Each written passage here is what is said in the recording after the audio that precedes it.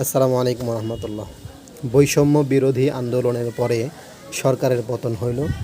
তো এখন নতুনভাবে দায়িত্বশীলরাও দায়িত্ব গ্রহণ করে নিয়েছে।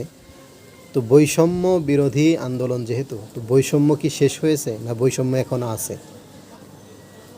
চট্টগ্রাম জিএসি মোড়ে যে ছাত্রদের ক্যালিগ্রাফি কাজ করা, সেটাকে যে মুছে দেওয়া, এর মাধ্যমে তো বৈষম্য রইল নাকি বৈষম্য বিরোধী কাজ হইল? আপনাদের কাছে প্রশ্ন রাখলাম।